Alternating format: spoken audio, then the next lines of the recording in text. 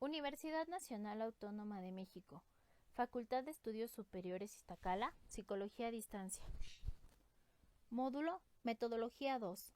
El método científico y la evaluación psicológica, a cargo del maestro Mario Fausto Gómez Lamont. Observación naturalista, presentada por el equipo conformado por Víctor Fernando Camino Martínez, Iraís Parada Quirós, Lilitzel Parrilla Elizalde, Amalia Marsella Estinoco y Dolores Rechi Simón. Índice. Introducción al tema de la observación. Marco teórico, analizando los materiales presentados. Metodología. Observación directa y supervisión. Tabla de operacionalización de variables e instrumento de observación. Introducción.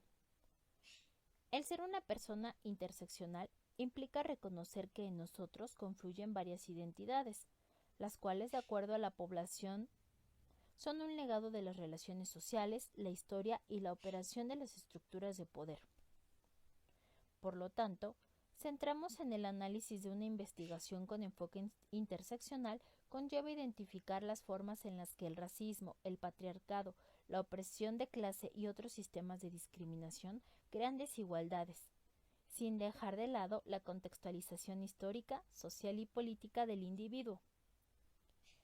Es solo una metáfora para comprender las formas en que la desigualdad o desventaja a veces se agravan y crean obstáculos que a menudo no se entienden dentro de las formas convencionales de pensar sobre el antirracismo o el feminismo o cualquier estructura de defensa de la justicia social que tengamos. Los expertos en comunicación nos dicen que cuando los hechos no encajan con los marcos disponibles, las personas tienen dificultades para incorporar nuevos hechos en su forma de pensar sobre un problema, y los marcos de referencia son importantes porque son un enfoque derivado de la justicia social. La temática anterior enlaza, además de los estereotipos que ya se tienen como sociedad, un elemento que tiene que ver con los privilegios de poder, es decir, acciones solamente aceptables en relación al sexo, la oposición económica, a la raza, entre otros, de tal manera que excluyen a quien no se encuentra dentro de los parámetros o normas establecidas. Por todo ello, la observación resulta ser una herramienta primordial para el psicólogo, porque permite conocer en su totalidad a la persona. Aunque no salte a la vista la información, el terapeuta puede reconocer el porqué de las condiciones y posiciones en las que se encuentran tanto él como el consultante. Con el presente trabajo, pretendemos que a través de la reflexión se pueda llegar a romper esquemas e identificar prejuicios que tienen más desventajas que ventajas en la labor de la psicoterapia.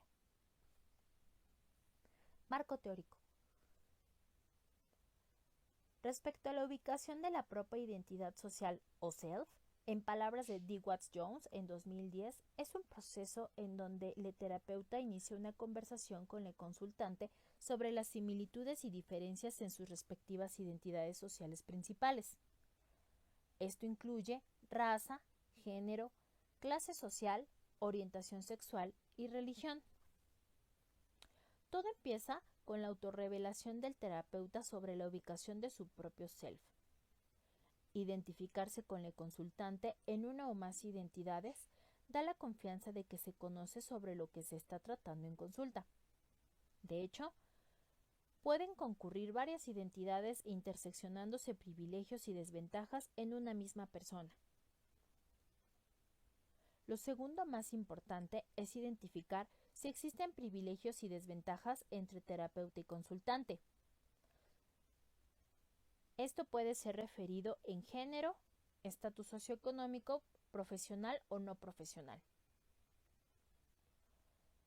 Para ello, la autorrevelación de la terapeuta con el consultante se refiere a las experiencias relacionadas que a veces son generacionales desde la forma en cómo se afronta la ansiedad culturalmente, la forma en que los privilegios y desventajas se relacionan también con nuestra ubicación cultural e interactúan con el del cliente. La autorrevelación puede ir desde formación académica hasta identidad y experiencias personales. Sin embargo, se ha de ser cuidadoso sobre lo que hay que revelar. Algunas ventajas de la ubicación social del self es que se percibe al terapeuta más humano, el consultante es más abierto y existen efectos positivos inmediatos. Por otra parte, una sensación de desventaja al ubicar el self es que puede presentarse vulnerabilidad del terapeuta en caso de tener una identidad de desventaja, la cual se ha de aprender a manejar. Se anima también a los terapeutas a revelar aún la identidad en desventaja. Sin embargo, no ha de ser un tema que avergüence. El estatus socioeconómico parece ser un tema muy vulnerable. La relación entre los supervisores, supervisades y consultantes, cercana, intermedia y distante, es cuando los clientes perciben la fiabilidad a través de aspectos como el rol del terapeuta, su reputación de honestidad, su sinceridad y claridad demostradas y la cercanía de otros motivos. Muchos clientes consideran fiables a sus terapeutas, al menos inicialmente, por el estatus social de estos. Muchos clientes pueden depositar su fe en los terapeutas solo por el rol y la reputación de estos, y a lo largo del proceso terapéutico esta confianza permanece si el terapeuta no abusa de ella. La confianza entre el terapeuta y cliente implica una serie de intercambios relacionales.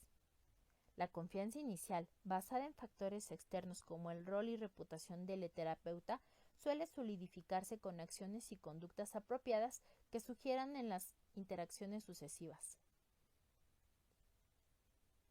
Las conductas que contribuyen más significativamente a la confianza incluyen la congruencia o consistencia en la conducta verbal y no verbal del terapeuta, la aceptación no verbal de las revelaciones del cliente y la responsabilidad y dinamismo no verbal. En cuanto a los roles, está en primer lugar el rol del profesore, que es dar información, sugerencias o proponer estrategias. En segundo lugar, el del terapeuta, cuando ofrece comprensión, apoyo y aceptación. Y finalmente, el rol de consultore, cuando se trata de responder a las necesidades y objetivos del terapeuta que lo invitó a que haga supervisión. Estos roles, Goldenberg y Goldenberg en 1996 agregan los de evaluador y confesor. Respecto a la interseccionalidad de identidades y utilizando el círculo cromático que está en la diapositiva, los privilegios de poder están en la parte superior. Las desventajas están en la parte inferior. Estos cambian dependiendo del contexto cultural y seguirán en evolución permanente. Las reflexiones en torno a la interseccionalidad son una estrategia que sirve para vincular las bases de discriminación, raza, género, etc., con el entorno social, económico, político y legal que alimenta la discriminación y que estructura las vivencias de la opresión y del privilegio. La interseccionalidad es una herramienta analítica para estudiar, entender y responder a las maneras en que el género se cruza con otras identidades y cómo estos cruces contribuyen a las experiencias únicas de opresión y privilegio. Se trata, por tanto, de una metodología indispensable para el trabajo en los campos del desarrollo y los derechos humanos. El análisis interseccional representa un cambio de postura analítico con respecto al pensamiento dicotómico y binario que suele prevalecer acerca del poder. El análisis interseccional tiene como objetivo revelar las variadas identidades, exponer los diferentes tipos de discriminación y desventaja que se dan como consecuencia de la combinación de identidades. Metodología. La observación directa es cuando el investigador está en contacto personalmente con el hecho o fenómeno de su investigación sin intervenir ni alterar el ambiente. La supervisión clínica, para M. White en 2002, involucra una relación de jerarquía en la cual a una persona se le atribuye el estatus de supervisore y otra es sometida a esta supervisión en temas referidos a su trabajo e identidad como terapeuta.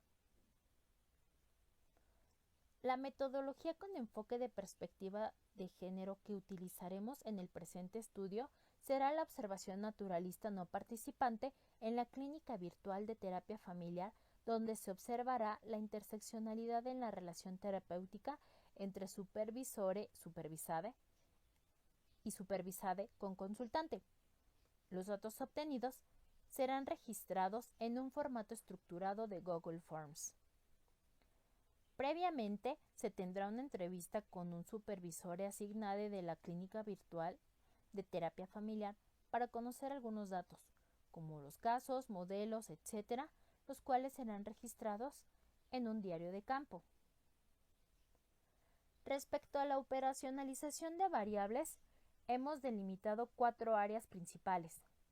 La intersección de identidades, en donde buscaremos identificar las diferencias de identidades clave entre supervisore y supervisade. Al respecto, buscaremos si se presenta género al mostrarse hombre, mujer u otro, orientación sexual, si se menciona homosexual, bisexual, heterosexual u otro, raza, indígena, afrodescendiente, mestizos, blancos, clase social como alta, media o baja, y religión católica, protestante u otra.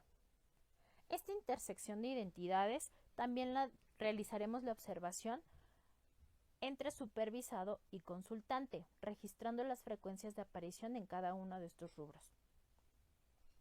La segunda clasificación es en torno al género y la orientación sexual, donde buscaremos observar relaciones de poder entre supervisore y supervisade, a través del control omnipotente, cada vez que se presente el persuadir para que se haga lo que él o ella quiere, transmitir ideas de lo que es bueno, dominar el contenido y dirección, enojarse si se resiste o está en desacuerdo, o bien si se presenta control impotente, cuando el supervisore se muestra excesivamente silencioso o no participativo, solicita permiso continuamente para hacer o decir algo, o no expresa claramente su opinión.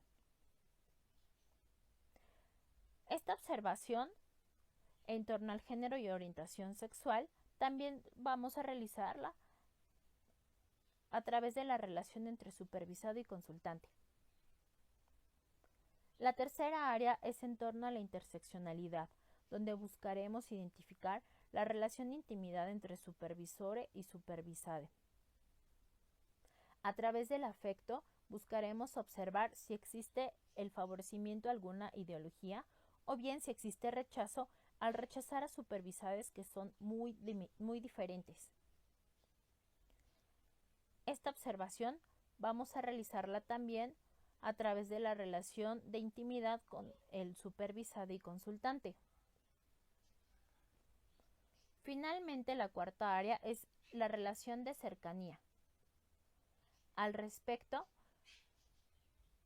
el supervisado y consultante buscaremos identificar si existe genuidad no verbal, es decir, contacto ocular, sonrisa, postura relajada, tono de voz suave.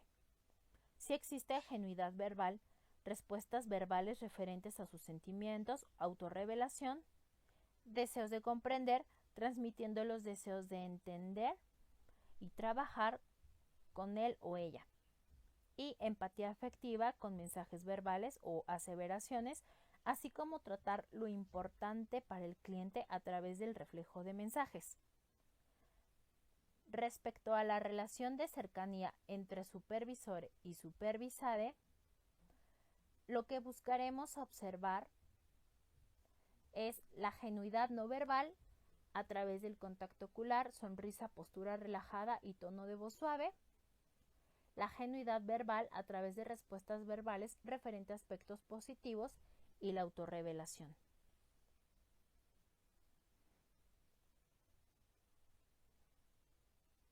Gracias por su atención. En esta sección presentaremos los resultados únicamente de las variables que se presentaron durante la observación. No fue posible observar la totalidad de las variables consideradas, por algunas razones entre las cuales están que la observación inició en la segunda sesión terapéutica de la consultante, y ya se habían tocado algunos puntos. Adicionalmente, de acuerdo con lo informado por el supervisor, era muy probable que no se observaran muchas de las variables que se habían considerado en un inicio, porque tanto él como las supervisadas ya habían estado trabajando con el hijo de la consultante por un tiempo antes. Las observaciones se llevaron a cabo durante 3 sesiones de terapia clínica familiar. En cada gráfica se muestra la frecuencia de las variables separadas por la fecha de la sesión respectiva. En la primera gráfica vemos la relación entre el supervisor y las supervisadas en cuanto a la intersección de identidades por género.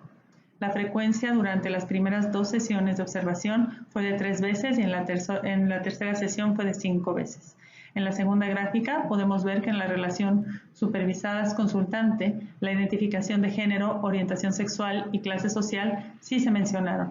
La gráfica muestra, respecto al género, se mencionó 4 veces durante la primera sesión y 2 veces en las siguientes 2 sesiones. En cuanto a la orientación sexual, se mencionó 2 veces solo en la segunda sesión y la clase social solo 1 vez en la segunda sesión. En cuanto a la relación de poder entre el supervisor y la supervisada, se observó en la segunda y tercera sesión una frecuencia de 3 y de 1 vez respectivamente, en la que el supervisor persuadió a las supervisadas a conducirse como él esperaba. En cuanto a transmitir ideas de lo que es bueno, se observó 3 veces en la primera y segunda sesión y 7 veces en la tercera sesión. Con relación al dominio del contenido y dirección, se observó 3 veces la primera y segunda sesión y 6 veces en la tercera sesión. La variable de estar excesivamente silencioso y no participativo se observó 1 vez tanto en la primera como en la tercera sesión, y en cuanto a solicitar permiso continuamente para decir o hacer algo, se observó 2 veces únicamente en la tercera sesión. En la segunda gráfica de esta diapositiva se muestra la relación de las supervisadas y la consultante, y es la frecuencia que se observó en la que se persuadió para que se hiciera lo que las supervisadas quisieran. Se observó 3 veces en la segunda sesión. Transmitir ideas de lo que es bueno se observó 2 veces durante la primera sesión, 6 veces durante la segunda sesión y 6 veces durante la tercera sesión. El dominio y conocimiento del tema se observó 6 veces en la primera sesión, 9 veces en la segunda sesión y 10 veces en la tercera sesión. Estar excesivamente calladas o no participativas se observó 2 veces durante la primera sesión. La solicitud continua de permisos para decir algo o interrumpir se observó 3 veces en la segunda sesión y 2 veces en la tercera sesión. Y por último, no expresar su opinión se observó 1 vez en la primera sesión. En esta diapositiva vemos 2 gráficas también. En la primera se muestra la relación del supervisor y las supervisadas en torno a favorecer una ideología. En la primera sesión se observó una frecuencia de 6 veces, en la segunda sesión de 2 veces y 4 veces en la tercera sesión. En la segunda gráfica vemos la misma variable en relación a las supervisadas y la consultante y se observó una frecuencia de 1 vez en la primera sesión y 2 veces en la segunda y en la tercera sesión. Las gráficas muestran la relación de cercanía. En la primera, en relación al supervisor y las supervisadas. En cuanto al contacto ocular, se observó únicamente en la primera sesión con una frecuencia de 10 veces. La conducta de sonreír se observó 6 veces y 1 vez durante la primera y segunda sesiones respectivamente. Tener una postura relajada se observó 6 veces en la primera sesión y 3 veces en la segunda. Hablar con un tono suave se observó 6 veces en la primera sesión, 3 veces en la segunda y 3 veces en la tercera sesión. En cuanto a las respuestas referentes a aspectos positivos, se observó 3 veces en la primera y segunda sesión y 6 veces en la tercera. En la segunda gráfica se muestran las mismas variables, pero en relación a las supervisadas y la consultante.